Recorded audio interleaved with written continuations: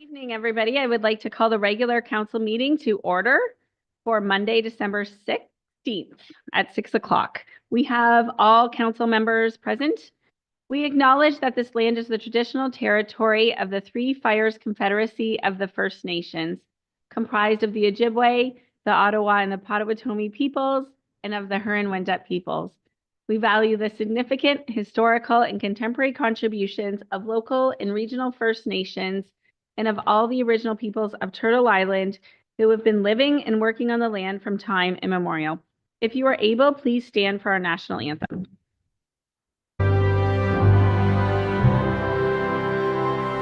Oh, Canada, our home and native land, true patriot love in all of us command. Car ton bras s'est porté l'épée, il s'est porté la croix. Ton histoire est une épopée des plus brillants exploits. God keep our land glorious and free. Oh, Canada, we stand on guard for thee. Oh, Canada, we stand on guard for thee.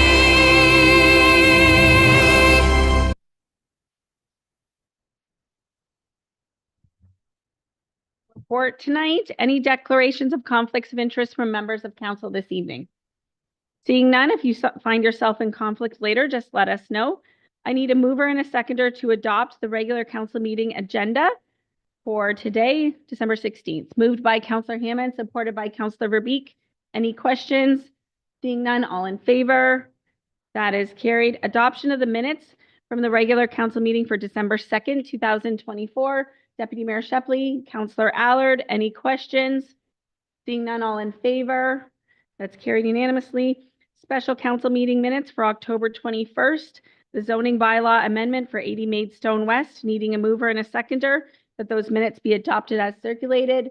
Moved by Councillor McGuire Blaze, supported by Councillor Guerin. Any questions? Seeing none, all in favor? That's carried. Mover and a seconder for the special council meeting minutes for November 13th, the 5-year capital plan. Deputy Mayor Shepley, Councillor Mady, any questions? All in favor? And that is carried. Moving on to public presentations. We have Katie Stamler, the water quality scientist and source water protection project manager for the Essex Region Conservation Authority. Welcome. And you have 5 minutes to address council. Just unmute yourself. Thank you. I thought I clicked that button. Thanks for having me here today, through you, Mayor, to Council. I am the Source Water Project Manager at the Essex Region Conservation Authority. So my role there is to execute the Clean Water Act, which has an impact on our municipalities. With the intention for us is to be protecting our sources of drinking water. So that's the water that's surrounding the drinking water intakes, and then we have our plans and policies in place that help us to address the potential for any specific activities to create harm or contamination of our sources of drinking water. So within the Clean Water Act identifies the vulnerable areas around drinking water intakes. And that has a really large extension for us because of the flat landscape of the Essex region, that basically anywhere in the region where there could be a fuel spill, there's a potential for that fuel to reach one of our drinking water intakes. So that results in a very large vulnerable area. As well, the town of Essex has the Harold Colchester water treatment plant. So we have an IPZ1 and IPZ2 there that have more vulnerable areas. The Source Protection Committee the Clean Water Act identifies what our potential threats are, and the Source Protection Committee determines the policy tools and actions that we need in order to address those activities. When we use a Part 4 tool from the Clean Water Act, those policies are directed at municipalities to implement through a risk management official. And the risk management official is a specially trained and delegated individual who is specially trained in order to be able to develop risk management plans in collaboration with the person engaged in the activity. So in this case, it's the owner and operator of a fuel tank. And importantly, it is the responsibility of municipalities to implement those policies. But the municipalities have the opportunity to delegate that authority to the Conservation Authority, and we can deliver those services on your behalf, which we have done since 2015. And the benefit to doing that is that you have individuals like myself, who I'm completely embedded in the source water program and connected with the Ministry of Environment, and we're connected within our departments at the Conservation Authority. So our planning and regulations folks know when they need to talk to me about something. So we're able to implement those policies on a consistent basis across the entire region. And there's also cost efficiencies there as well. So you don't have to have your own individuals that are trained and trying to recall what they're supposed to be doing at all times. So we have had an agreement with all municipalities in place since 2015. That agreement comes to an end at the end of this calendar year, so December 31st, 2024. What we're proposing is a new perpetual agreement instead of what we've had, which is a rolling 3-year agreements that we've had to renew. The agreement itself has an opportunity for municipalities or the Conservation Authority to withdraw from that within any particular calendar year. And we will review it every 4 years to ensure that it's still meeting everybody's needs. The cost apportionment is outlined in the proposal document that we provided to administration. There is a shared cost across all municipalities, and 50% of that shared cost is kept even across all municipalities, and then the other half of that shared cost is weighted proportionally to how much work occurs in each municipality. And then we also have separate account codes. So if we're working in the town of Essex, we're charging the town of Essex directly for the work that we're doing. To date, since we started doing this, we've established 4 risk management plans in the town of Essex, and we've done a bunch of threat verification at other sites. What we find is that most of the new risk management plans that are required are for new fuel tanks, mostly for greenhouse development. So what we're asking you tonight is to consider the proposal that we did provide to administration and signing on to that new perpetual agreement. That's it. Any questions from members of council to Ms. Stamler? Seeing none, at this point, I'm looking for a mover and a seconder that the presentation by Katie Stamler from the Essex Region Conservation Authority be received, and that bylaw 2412, being a bylaw to enter into an agreement between the corporation of the town of Essex and the Essex Region Conservation Authority to administer source water protection plan, be read a first, second, and third time, and finally passed on December 16th. Moved by Deputy Mayor, supported by Councillor Mady. Any further questions or questions at all? Seeing none, all in favor? And that is carried unanimously. Thank you for Fantastic. coming, and have Thank a you Merry so much. Christmas. You Thank too. you. Bye. Moving on to our second delegation, Monica Carthers, the president of Heritage Colchester. Welcome, Monica. Monica, you have 4 minutes and 59 seconds. Thank you. Yeah. All right. Good evening, and I am very excited to be here. I am Monica Carruthers, the president of Heritage Colchester, and it's my honor to be here to meet some of you for the first time, and I know some of you already from the past. And I would just like to give a little review of Heritage Colchester and what we've been up to. As you know, as many of you know, we're a fairly new organization being formed by concerned neighbors, current and past residents of Colchester and the surrounding area, when the one-room schoolhouse known as SS number 2 was being considered for sale as surplus property in 2022. And after forming a committee, having many meetings with the Town of Essex Council, we were able to plead the case to save and restore the historical building. On December 8th, 2021, the signing officers of Heritage Colchester signed a 10-year lease with the Town of Essex for the schoolhouse. And this is the result of a lot of determination and hard work on the part of the community. The lease was an important step in preservation of the schoolhouse, both the building and the historical connections centered there. Since that time, Heritage Colchester has held 2 community Easter egg hunts, Colchester Village Country Markets 4 times a year during the summer months, during which we offer historical tours of the Colchester Historical District. We've offered annual live theater events in partnering with the University of Windsor Acting Lab, including the one that was just this past weekend, the show Scrooge, the Charles Dickens classic. We've participated in the annual Jane's Walk for 2 years and worked with 2 students from the Odette School of Business, and they put together a proposed plan for us, sort of a business plan.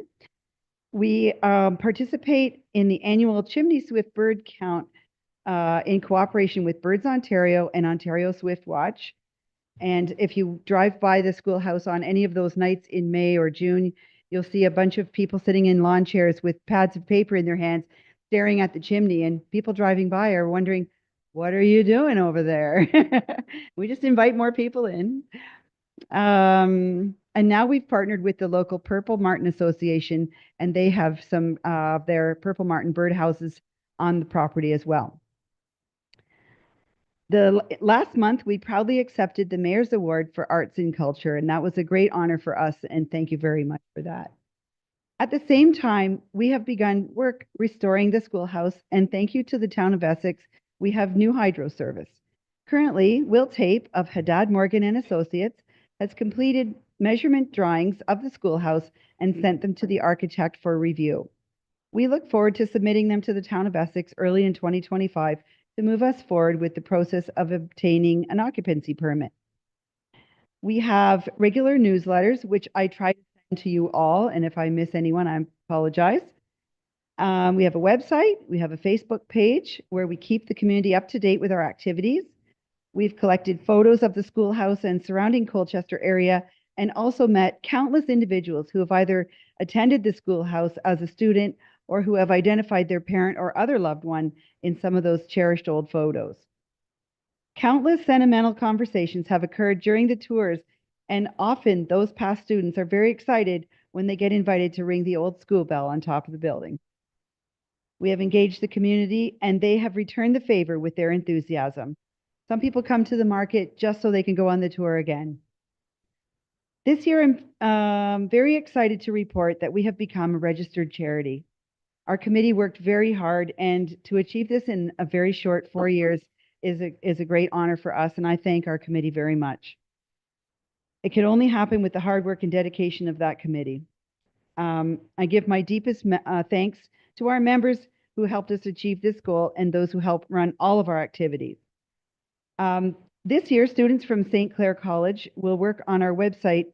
Because now we are a charity, we would like to include a link to donation so people can donate, click the donate button and go directly to a link where they will get their taxable receipt.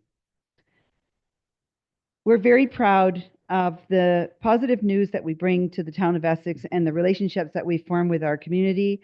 And I thank you very much for this opportunity to share our story this year. Monica, that was great, and congratulations on being able to be a registered charity now. Thank you very much. Fantastic. Questions, comments from members of council? Seeing none. Oh, Councillor Mady. Thank you. More just a comment. I've been on the walks and I've seen the look on the faces, especially when you offer them to ring the bell. It's such an amazing thing. If anybody gets a chance to go out there and see somebody that's been to that school, have the chance to pull that bell and pull the string and hear that bell ring, it's amazing. So thank you for all the hard work and what you're doing out there. Thank you too. It's our honor. Thank you. Thank you for coming to us with an update too. I would like to do this maybe annually and, or more if you wish, and just touch base with how it's going. Yes, Thank I you like so that much. idea. Okay. Looking for a mover and a seconder that the delegation from Monica Carruthers be received. Anne's not here, but Councillor Hammond, Councillor Mady, any questions? Seeing none, all in favor? No unfinished business tonight. Under reports from administration, Office of the CAO 2024-12, summary of outstanding council reports, needing a mover and a seconder that we receive this report. Moved by Councillor McGuire Blaze, supported by Deputy Mayor Shepley. Any questions? Seeing none, all in favor, and that is carried. Operations, Harrow Parking and Community Safety Zones will go to Director Gerard. Thank you, Mayor Bondi, and through you. On June 17th, the notice of motion was carried as proposed by Councillor Hammond to evaluate the need for 2-hour parking limits in the core of Harrow, as well as the implementation of 2 community safety zones. One on Center Street and Erie Street for St. Anthony School, and another on Sinisac Street and Center Street for the Harrow Public School. Following a review by Public Works staff, it was determined from the town's parking bylaw that there is a 2-hour parking limit regulation on King Street and Queen Street in Harrow. It's likely that during the construction of the Harrow Streetscape, many of the original signs were removed and not replaced by the contractor. Therefore, Public Works staff will work to reinstate the 2-hour parking limit signs as identified in the bylaw. For the community safety zones, the areas requested by council to be reviewed were evaluated against the town's community safety zone policy.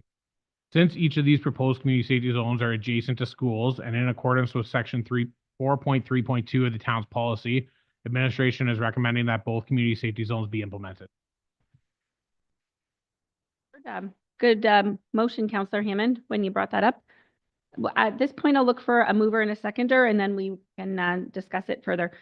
Looking for a mover and a seconder that the operations report be received and that council direct administration to implement a community safety zone on Center Street West from Queen Street to Erie Street North to Erie Street North, from King Street to Sinisac West, to serve St. Anthony's Catholic School, and to amend bylaw 915 to reflect such, and that council direct administration to implement a community safety zone on Arthur Street North from Sinisac Street to King Street, and Center Street East from Walnut Street North to Arthur Street North, to serve Harrow Public School, and amend bylaw 915.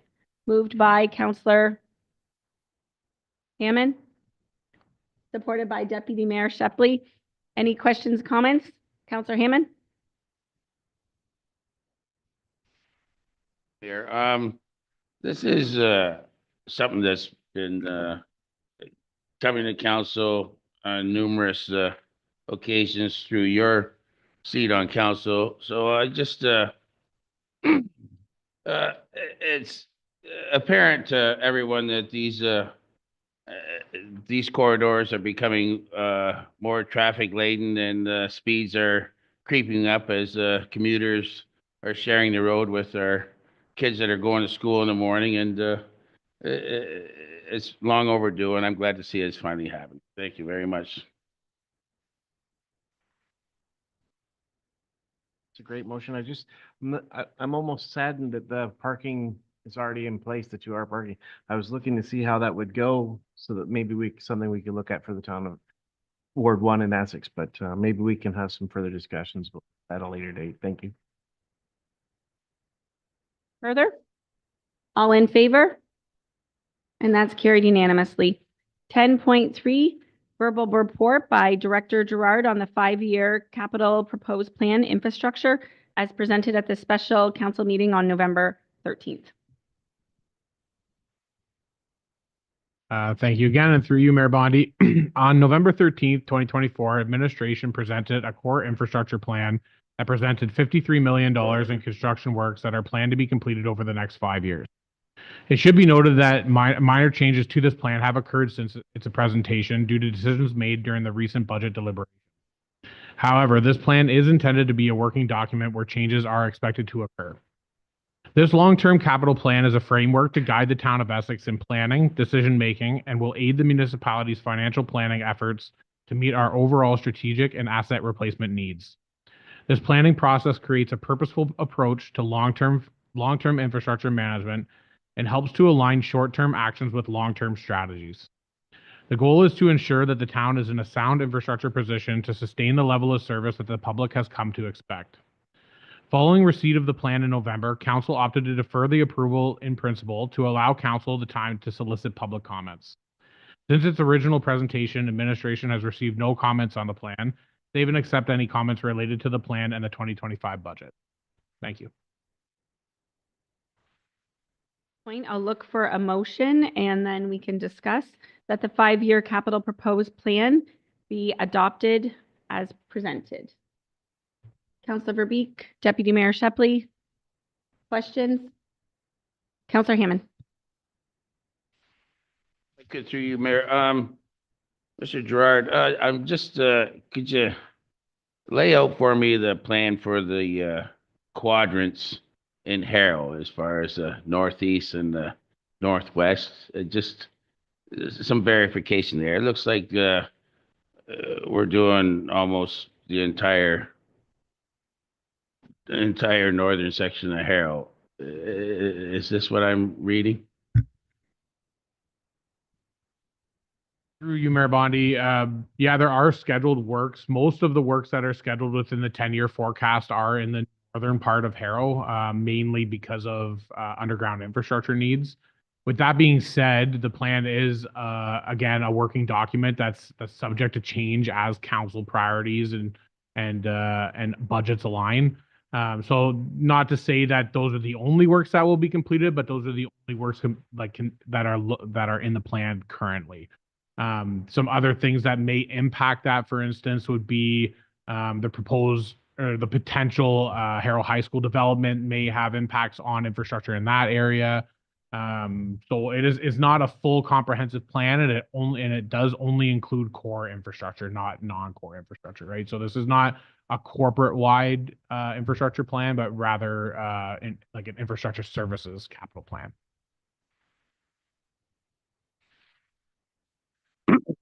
Yeah, unfortunately, I don't see any work getting done on the northern portion of Walnut until we get to that stage of the plan. And that's the concern of me. I'm just trying to ascertain how much further ahead it seems to keep getting pushed along.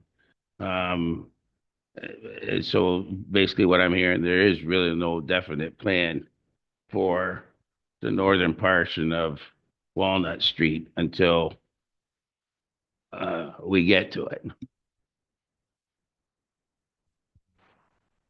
Through you, I mean, the plan does represent what are the most critical pieces of infrastructure that we believe need to be completed in the next 5 years. That being said, it doesn't mean that the need isn't greater than what was presented. If we were to present, just to give you an example, if we were to look at our 2025 budget document, you would see that in a majority of circumstances, our asset management plan is we're not achieving those goals currently, right? And it's going to take time to do that. So although we're presenting a $53 million plan in front of you, the need may be $100 million and maybe $120 million. The need is great, but we can only focus on what's critical and what we can functionally complete in the next 5 years from both an infrastructure and financial. Any further questions?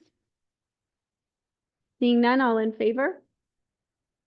And that is carried unanimously. Reports from our youth members. Go ahead, Mr. Foster. Just want to say happy holidays to everyone. Thank you. Not to copy, but happy holidays to everyone as well. You, County Council update from our Deputy Mayor. Madam Mayor. Thank you. Correspondence to be received. I'm looking for a mover and a seconder that we receive all the correspondence, and then we can come back and pull items out if we so desire. Moved by Councillor Hammond, supported by Councillor Verbeek. All in favor? And that is carried. Does any member of council wish to speak? Councillor Allard. 13.1.2 and ask administration if they can give some more clarification on it. That is regards to the request for the province to amend Ontario regulation around the blue box. Director Drusevich. Thank you, through the chair. So under this new regulation, producers are now responsible to pay for the cost of recycling, but they're not mandated for certain non-eligible services. And so these non-eligible services can include commercial properties, industrial properties, a lot of our town properties, daycares, universities and colleges, churches, a large list that are not being picked up by producers. So USWA has temporarily agreed to continue these services for recycling for these businesses, but they've only agreed to do so until December 31st of 2025. After that point, all of these places will be responsible to arrange their own recycling pickup. We realize that's a reduction in level of service, so municipalities are working together right now to see how that looks. Could we offer a joint tender to perhaps get all of our non-eligible sources picked up? But ultimately, an ideal solution would be that the province includes these non-eligible sources in the regulation and makes the producers responsible for their pickup. So you're seeing a lot of municipalities advocate for the regulation to include non-eligible sources, and that's what this piece of correspondence is doing. Councillor Allard, would you like to receive and support correspondence? Steve, and support this. Okay, supported by, seconded by Councillor Verbeek, and we will send it off to our list, Director Mellon. Okay, all in favor? And that is carried. Committee meeting minutes, looking for, Director Councillor McGuire, please. Thank you through the chair. I have some questions, and I'm not sure if we could, if our administration has the answers to 13.1.1 telecommunications. So this is a telecommunications structure that's being put in Kingsville, but really close to Essex and really close to our residential areas. Does Essex get any say in the location of this things? Quick answer is no, but a little bit of history. Initially, this proposal came to put in kind of the property behind the Essex Arena initially, and we denied it at that time. Then they went to the town of Kingsville to look across the street where they're at now. The previous council did send a letter and objection to that location. However, through the process of that, we have no control to permit or not. And as you can see in the correspondence, Kingsville has allowed this to occur.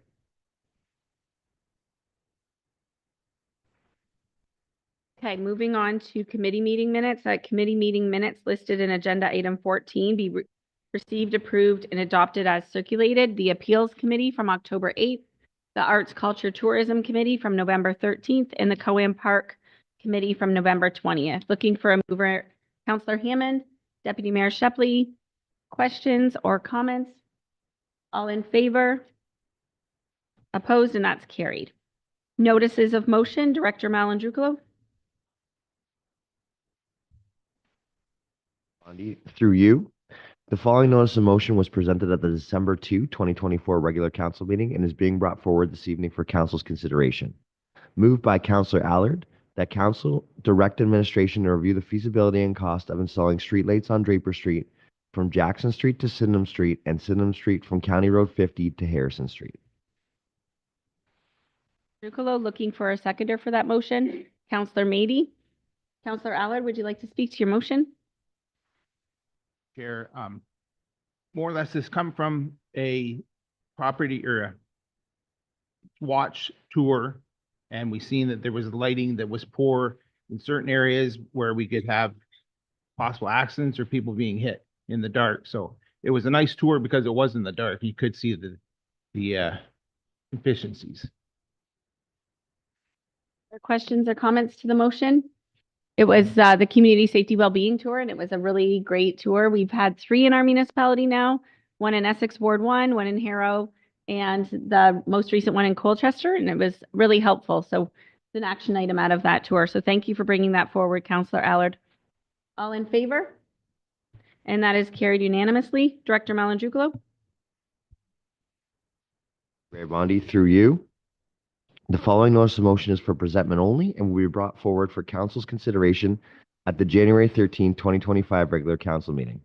Moved by Mayor Bondi that council request a report from administration outlining initiatives and projects completed in 2024 and planned for in 2025 that help to address flooding in the municipality. Councillor Guerin for reports and announcements from council members. Mayor, yeah, I just want to take the time to thank Councilor McGuire Blaze and the Santa's Village and Market Committee for putting on a fantastic event. All the volunteers that came in and helped and support that, as well as the town employees. It was nothing but good responses from everyone I've talked to. So great job.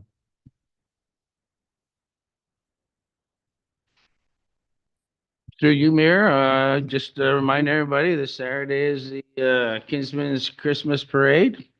Make sure you get early and get your spot.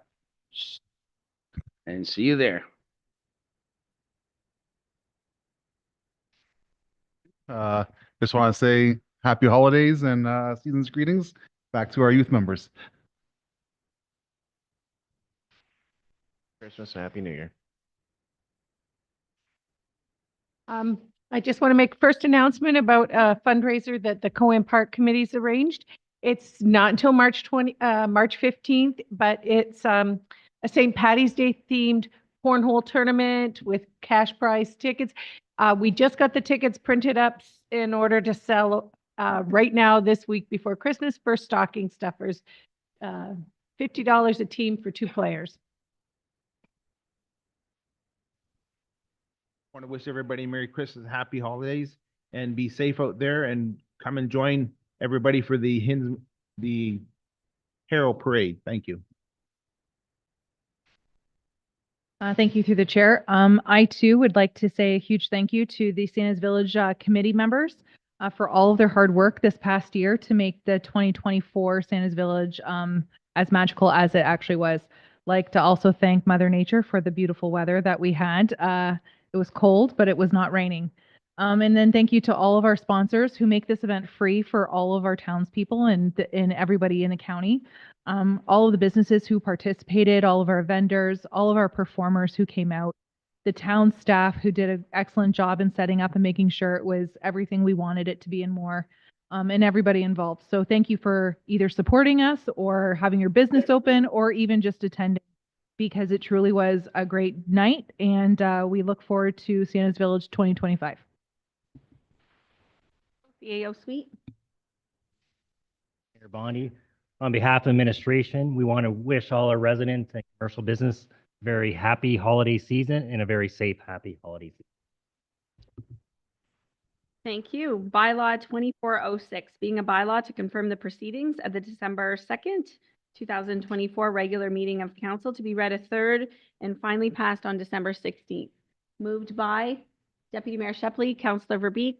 Any questions? All in favor?